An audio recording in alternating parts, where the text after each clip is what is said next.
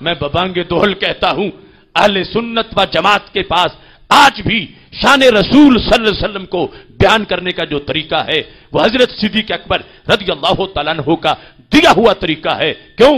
ہم شان رسول علیہ السلام کو تول تول کے نہیں، سینہ کھول کے بیان کرتے ہیں۔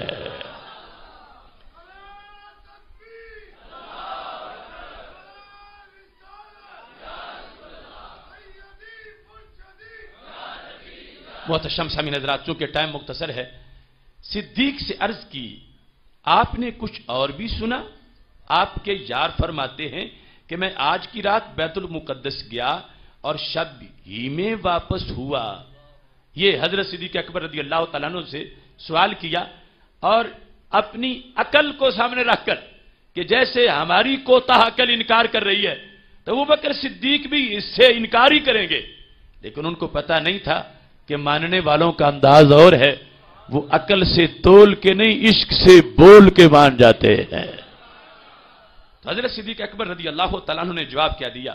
میرے امام لکھتے ہیں کہ صدیق نے فرمایا تو واللہ حق فرمایا کہ یہ جو تم مجھ سے پوچھ رہے ہو کہ راتوں رات مکہ شریف سے بیت المقدس گئے تو حق فرمایا۔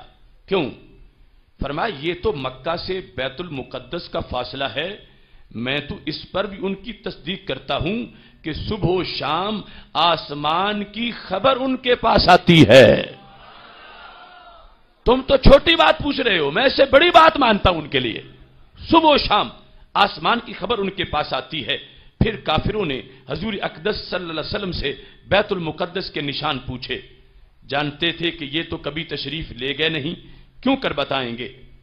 وہ جو کچھ پوچھتے گئے حضور اقدس صلی اللہ علیہ وسلم ارشاد فرماتے گئے۔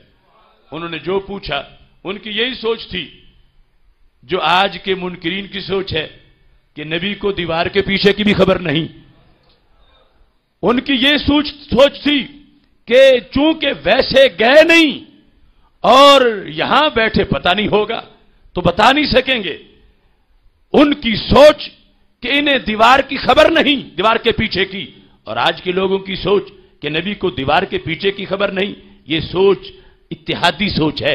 اب انہوں نے جس وقت پوچھا میرے آقا علیہ الصلوۃ والسلام سے، تو میرے آقا صلی اللہ علیہ وسلم سے انہوں نے پوچھتے گئے۔ پھر کافروں نے حضور اقدس صلی اللہ علیہ وسلم سے بیت المقدس کے نشان پوچھے، جانتے تھے کہ یہ تو کبھی تشریف نہیں لے گئے، کیوں کر بتائیں گے؟ وہ جو کچھ پوچھتے گئے حضور اقدس صلی اللہ علیہ وسلم ارشاد فرماتے گئے۔ کافروں نے کہا واللہ نشان تو پورے صحیح ہیں، کہ جو ہم نے پوچھا جس طرح کا ہم نے دیکھا ہے مسجد اقصی کو، یہ تو سب کچھ انہوں نے بیان کر دیا، نشان تو پورے صحیح ہیں۔ اب انہوں نے ایک اور سوال کیا، پھر اپنے ایک قافلے کا حال پوچھا جو بیت المقدس کو گیا ہوا تھا کہ وہ بھی راستہ میں حضور کو ملا تھا اور کہاں ملا تھا۔ اب یہ پوچھا ہمارا قافلہ گیا ہے تو تم بھی وہاں سے ہو کے آئے ہو، رستے میں کہیں ملا ہے؟ کس جگہ ملا ہے؟ کہاں ملا تھا اور کیا حالت تھی؟ کب تک آئے گا؟ 4 سوال اکٹھے کر دیے۔ قافلہ ملا ہے، کہاں ملا ہے، حالت کیا ہے، اور وہ مکہ شریف کتنے دنوں میں پہنچ جائے گا؟ یہ سارے سوالات معراج کو چیک کرنے کے لیے، اسراء کا فاصلہ کہ کیا یہ ہو کے آئے ہیں۔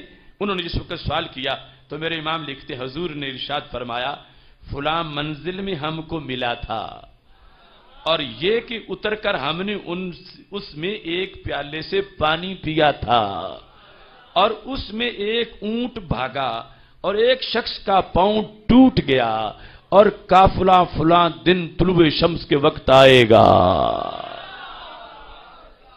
تو سارے سوالوں کے جواب دے دیے، بلکہ کچھ اضافی باتیں بھی بتا دی کہ چیک کرنا چاہو گے تو قافلہ آئے گا تو پوچھنا کسی نے پیالے سے پانی پیا تھا، پوچھنا اونٹ بھاگا تھا، پوچھنا کسی کا پاؤں ٹوٹا تھا، اور پھر حالانکہ قافلے اس وقت کے کوئی یہ تو نہیں فکس ٹائم کہ جیسے فلائٹ کا ہے کہ فلاں ٹائم پہنچے گا۔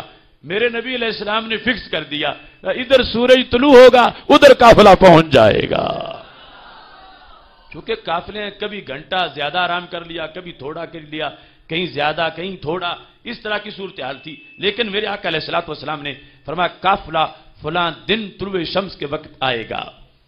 اب یہ جو انداز گفتگو ہے کہ ہر خبر سچی ہو، یہ تمہارے دل کی سوچ ہے، اور کافروں کا دل کیا کہہ رہا تھا کہ کوئی بھی سچی نہ ہو، اور یہ ساری خبریں غیب کی ہیں عام علوم کے لحاظ سے۔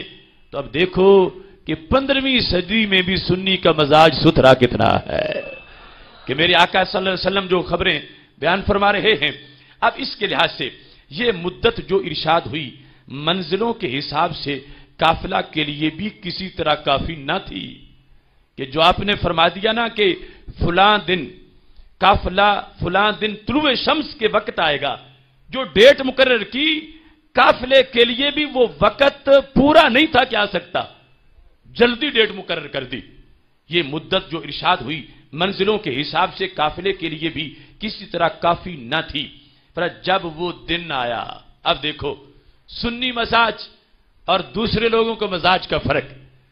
جب وہ دن آیا کفار پہاڑ پر چڑھ گئے کہ کسی طرح آفتاب چمک آئے اور قافلہ نہ آئے تو ہم کہہ دیں کہ دیکھو معاذ اللہ خبر غلط ہوئی۔ وہ اس انداز میں ہیں کہ سورج طلوع ہو جائے اور قافلہ نہ آئے، ہم کہیں کہ خبر غلط ہوئی، کہ یہ کچھ نہیں جانتے، ان کو کیا خبر۔ اور صحابہ کس میں ہیں، سرکار کا انداز کیا ہے اور سنی کا انداز کیا ہے کہ انتظار ہے، ہو ہی نہیں سکتا کہ بات غلط ہو، ادھر سورج طلوع ہوگا ادھر قافلہ پہنچ جائے گا۔ حضرت فاضل بریلوی رحمۃ اللہ علیہ کہتے ہیں یہ مدت جو ارشاد ہوئی جب وہ دن آیا کفار پہاڑ پر چڑھ گئے کہ کسی طرح آفتاب چمک آئے اور قافلہ نہ آئے تو ہم کہہ دیں کہ دیکھو معاذ اللہ وہ خبر غلط ہوئی۔ کچھ اب ان کا انداز کیا تھا کہ دو طرف دیکھ رہے تھے کفار کہ کہیں ایک طرف سے تو کوئی جھوٹ ثابت ہو جائے۔ کیسے؟ فرماتے ہیں کہ کچھ جانب شرق طلوع آفتاب کو دیکھ رہے تھے اور کچھ جانب شام راہ قافلہ پر نظر رکھے تھے۔ دونوں طرف انہوں نے کیمرے فکس کیے ہوئے تھے کہ سورج پہلے نکلتا ہے یا قافلہ پہلے آتا ہے۔ 1-2 منٹ 4 منٹ چلو سورج پہلے نکل آئے تو ہم اتنے دیر میں تو کہہ دیں گے کہ خبر معاذ اللہ صحیح نہیں ثابت ہوئی۔ میرے محبوب علیہ الصلوۃ والسلام کی علم کا انداز اور خبریں اور صداقت معراج کا انداز کیا ہے۔ اعلی حضرت فاضل بریلوی رحمۃ اللہ علیہ کہتے ہیں کچھ جانب شرق طلوع آفتاب کو دیکھ رہے تھے اور کچھ جانب شام راہ قافلہ پر نظر رکھے تھے۔ ان میں سے ایک نے کہا وہ آفتاب چمکا، دوسرے نے کہا وہ قافلہ آ گیا۔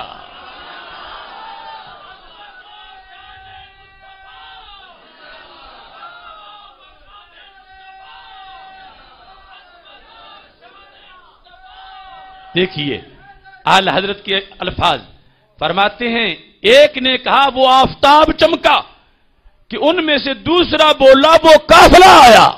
چونکہ دونوں طرف کھڑے تھے، دونوں طرف نگاہیں تھیں تو بیک وقت دونوں کام ہو گئے۔ سورج کے طلوع کے ساتھ جو فرمایا تھا کہ قافلہ پہنچے گا، یوں ٹائم اس وقت فکس کیا ہی نہیں جا سکتا تھا۔ آج کی ایڈوانس دنیا میں اتنی ترقی کے باوجود آج بھی یوں سیکنڈ کے لحاظ سے ٹائم فکس کو نہیں کر سکتا۔ تو میرے آقا علیہ الصلوۃ والسلام نے اس انداز میں جو انہوں نے ڈیمانڈ کی تھی ہمارا قافلہ گیا ہوا ہے، بتاؤ کس دن آئے گا، ان کی سوچ تھی یہ کہہ دیں گے کہ مجھے کیا خبر قافلے کی، لیکن میرے نبی علیہ السلام نے وقت معین کیا اور اللہ کا فضل ہے جس سیکنڈ کا تذکرہ کیا تھا اسی سیکنڈ میں قافلہ پہنچ گیا۔ اعلی حضرت فاضل بریلوی رحمۃ اللہ علیہ یہاں پہنچ کے کہتے ہیں یہ ہوتی ہے سچی نبوت، یہ ہوتی ہے، سارے بولو یہ ہوتی ہے سچی نبوت۔ اصل میں یہاں سے اعلی حضرت ادھر بھی ضرب لگا رہے ہیں کانے دجال کو، کہتے ہیں یہ ہوتی ہے سچی نبوت کہ جس کی خبر میں سرے منہ فرق آنا محال ہے۔ سرے منہ بال جتنا بھی فرق آ جائے سچی نبوت میں نہیں آتا۔ اب یہاں پر آپ نے پھر قادیانی کو رگڑا دیا، مرزا غلام کو۔